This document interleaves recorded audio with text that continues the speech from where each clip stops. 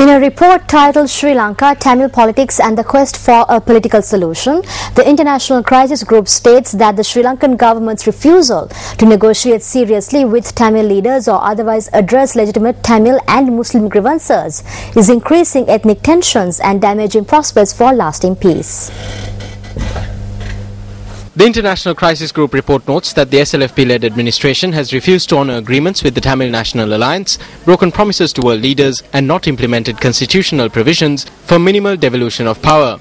The report also notes that international actors should press the government more effectively for speedy establishment of an elected provincial council and full restoration of civilian government in the north, while insisting that it commence serious negotiations with elected Tamil representatives from the north and east.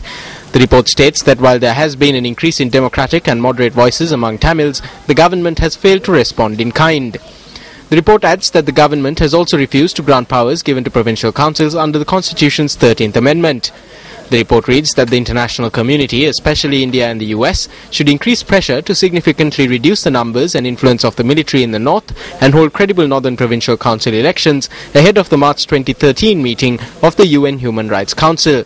The International Crisis Group says it is also important for Tamil political leaders of all parties to begin mending relations with Muslims so badly damaged by LTTE killings and the expulsion of all Muslims from the northern province in 1990. The report states that the TNA should insist that Muslim representatives be given a central role in negotiations on expanded devolution of power.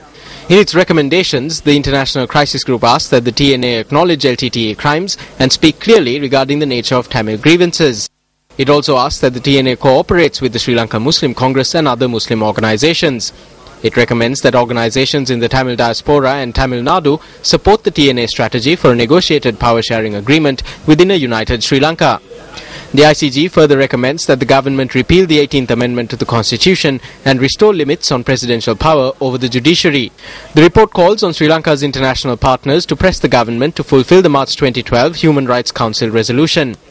It also recommends that the Commonwealth Secretariat and member states insist that the government take the appropriate action and agree that in the event it fails to do so, the Commonwealth Heads of Government meeting next year will be moved from Colombo to another location.